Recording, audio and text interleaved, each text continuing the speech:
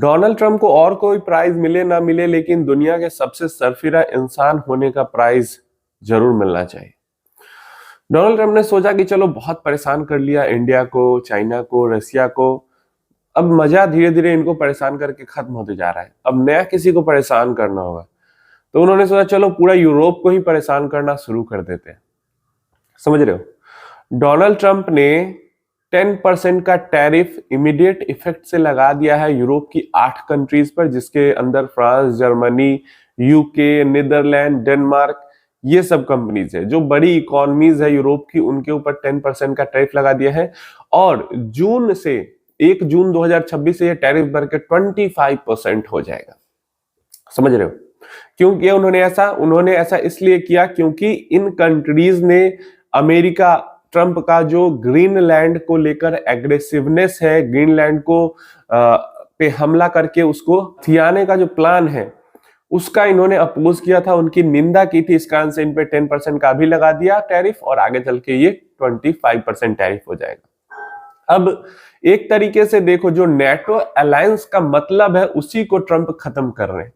Trump मतलब NATO alliance का मतलब यही था कि एक दूसरे पे हम लोग हमला नहीं करेंगे, और किसी एक पे भी हमला हुआ तो सब मिलके लड़ेंगे। बेसिक यही मतलब है। और ट्रंप नेटो अलायंस वाली ही कंट्री के ऊपर अगर हमला करेंगे तो फिर क्या मतलब हो जाता है नेटो अलायंस का। तो ये चीज है। अब पूरी दुनिया के अंदर खलबली मच चुकी है, खासकर यूरोपियन यूनियन के अंदर तो भयंकर ही खलबली मच चुकी है। अलग अलग जो यूरोपियन यूनियन की कंट्रीज है वो अलग अलग अपना इसका जवाब दे रहे हैं। यूरोपियन यूनियन ने भी कड़ा विरोध किया है, अलग अलग कंट्रीज ने तो विरोध किया ही है। और साथ साथ जो यूरोपियन यूनियन और अमेरिका की ट्रेड डील फाइनल हो गई थी, उस ट्रेड डील को भी फ्रीज कर दिया, हॉल्ट पे डाल दिया कि भाई अमेरिका ऐसे करेगा तो हम अमेरिका के साथ ट्रेड डील नहीं करेंगे। अमेरिका के जो सेनेटर है, अमेरिका के जो मतलब रिप्रेजेंटेटिव है उधर से, वो कह रहे हैं कि देखिए भाई, ग्रीनलैंड टैरिफ को आप अलग रखिए और जो ट्रेड डील है उसको अलग रखिए। अगर मैं यूरोपियन होता तो मैं ये समझदारी दिखाता कि अपना ट्रेड डील से छेड़छाड़ नहीं करता, जो ग्रीनलैंड का टैरिफ है उसको अलग रखता। लेकिन यूरोपियन यूनियन कह रहे हैं कि नहीं, अब कुछ नहीं होगा, अब सब कुछ एक साथ होगा। अगर ये टैरिफ एक्स्ट्रा लगाना चाह रहे हैं तो ट्रेड डील अभी नहीं होगी। अमेरिका ने कहा है कि तब तक टैरिफ लगा के रखेंगे इन कंट्रीज के ऊपर, और जो भी कंट्रीज विरोध करेगी उन कंट्रीज पे और भी टैरिफ लगाएंगे, तब तक जब तक ग्रीनलैंड को कंप्लीट अमेरिका का पार्ट वो नहीं बन जाता। चाहे खरीदारी हो जाए, चाहे खरीद ले अमेरिका या फिर हमला करके हथिया ले, लेकिन जब तक ग्रीनलैंड कंप्लीटली अमेरिका का पार्ट नहीं बन जाता तब तक टैरिफ जो है इन कंट्रीज पे लगे रहेंगे। मतलब कुछ दिख रहा है यहाँ पे, कुछ नहीं दिख रहा। इंडिया के साथ परेशानी थी, चाइना के साथ परेशानी थी, रसिया के साथ परेशानी थी, अब पूरे यूरोप के साथ परेशानी अमेरिका को हो चुकी है। पूरे यूरोप से लड़ने के लिए अमेरिका यहाँ पे बेचैन हो चुका है। तो ये डेफिनेटली एक तरीके से अच्छी खबर भी है, क्योंकि यूरोपियन यूनियन इंडिया के बीच ट्रेड डील होने ही वाली है, फ्री ट्रेड एग्रीमेंट होने ही वाला है इसी महीने। अब जो है संभावनाएं इस फ्री ट्रेड एग्रीमेंट की और बढ़ जाएंगी, क्योंकि यूरोपियन यूनियन का अमेरिका के साथ रिश्ता खराब होता जा रहा है। तो ये एक फायदे की चीज है। लेकिन ग्लोबल लेवल पे ये अनसर्टेनिटी को और ज्यादा बढ़ाता है, क्योंकि भाई ये तो बिल्कुल अनएक्सपेक्टेड चीजें हो रही हैं कि अमेरिका और यूरोप लड़ रहे हैं बीच में। तो ये तो बिल्कुल, अमेरिका किसी का नहीं है। ये जो बातें होती है ना कि अमेरिका किसी का सगा नहीं है, वो बिल्कुल सही बातें होती है। और ये ग्लोबल अनसर्टेनिटी को और ज्यादा यहाँ पे बढ़ाएगा। और अगेन भाई इक्विटी मार्केट परेशान होगा, और जो पहले से परेशान है इक्विटी मार्केट वो और ज्यादा परेशान होगा। देखते हैं इंडियन इक्विटी मार्केट इसको पॉजिटिवली लेता है, निगेटिवली लेता है, क्योंकि एक बहुत बड़ा मूव जो है अमेरिका की तरफ से ये हमें देखने को मिल चुका है। डेफिनेटली इसका इफेक्ट अच्छा नहीं होगा। इंडिया अमेरिका को लेकर भी न्यूज है। मतलब अमेरिका के कुछ 2-3 सेनेटर्स ने ट्रंप को लेटर लिखा है और कहा है कि इंडिया बहुत ज्यादा स्मार्ट बन रहा है, आपको दिख नहीं रहा, लेकिन इंडिया जो है वो चुपके रिटेलिएशन दिखा रहा है यूएस टैरिफ के अगेंस्ट में। यूएस का 50% टैरिफ लगा है, लेकिन ऐसा नहीं कि इंडिया कुछ नहीं कर रहा। पिछले साल अक्टूबर में यूएस के जो येलो पल्सेस हैं, येलो मतलब पीली दालें हैं, उनके ऊपर इंडिया ने 30% का टैरिफ मार दिया था, और 1 नवंबर से ये टैरिफ लागू भी है।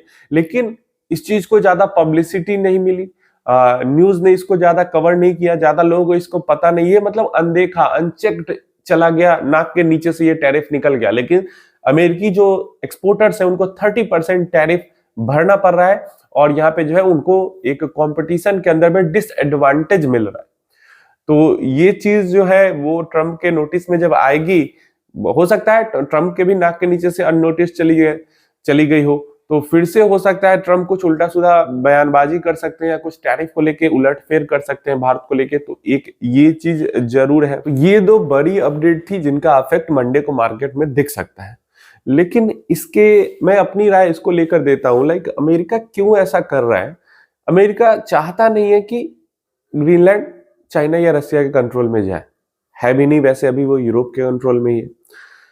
तो अगर इस तरीके से वो मतलब सबके साथ झगड़ा ही होगा, लड़ाई ही होगी, मतलब इधर से तो पहले ही खराब कर चुके हैं रिश्ते, यूरोप से भी अगर रिश्ता खराब करेगा अमेरिका, तो यूरोप का जो ट्रेड है वो किसके तरफ बढ़ेगा।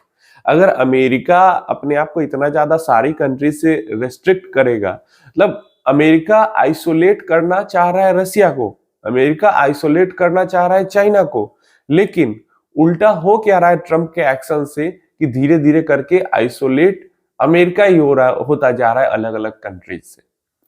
मतलब इंडिया रशिया चाइना को तो छोड़ ही दो, अब यूरोप से भी अगर इस तरीके का टैरिफ लगेगा, अभी तो 10% लगा है तो उतना फर्क नहीं पड़ रहा है, जब 25% लगेगा एक्स्ट्रा टैरिफ जून से, क्या होगा फिर ट्रेड घटेंगे यूरोप और अमेरिका के बीच में।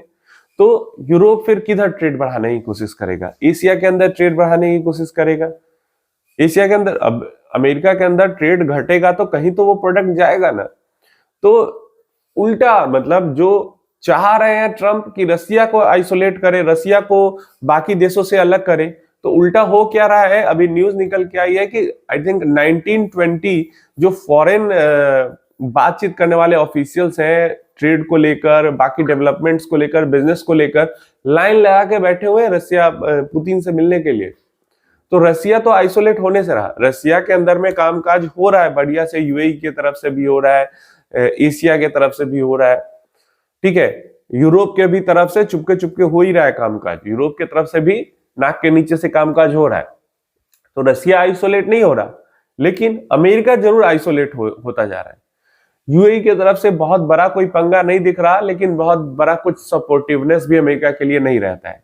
एशिया के तरफ से इक्का दुक्का कंट्रीज हैं जो कि ट्रंप के तलवे चाटते रहते हैं, नहीं तो बहुत ज्यादा कुछ है नहीं, और यूरोप के से भी ये टक्कर कर ही रहे हैं। तो दूसरे को करने के चक्कर में खुद यहाँ पे आइसोलेट होते जा रहे हैं।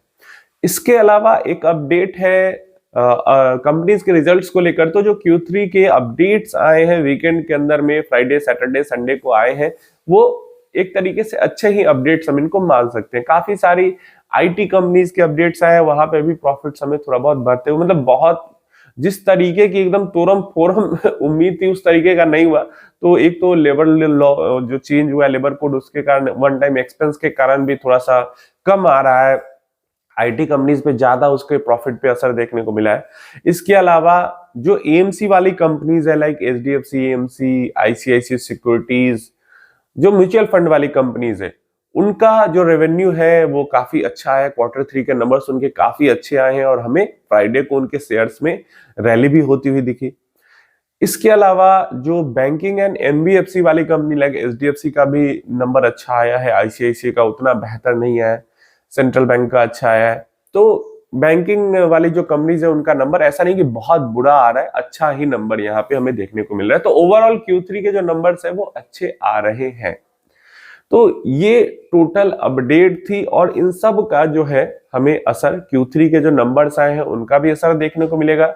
ये जो ट्रंप कुछ बोलते हैं नहीं बोलते हैं, 30% येलो जो दालें हैं उनपे जो टैरिफ है उसको लेकर उसका असर होगा, प्लस जो ये 8 कंट्रीज यूरोपियन पे 10% अभी लग गया, आगे चल के 25% होने वाला है, और लड़ के ले या खरीद कर ले ग्रीनलैंड को लेंगे ही लेंगे वाले स्टेटमेंट पे क्या मंडे को असर दिखता है वो हमें देखने को मिलेगा। आप अपनी राय इन सारी चीजों के बारे में नीचे कमेंट बॉक्स में जरूर देना।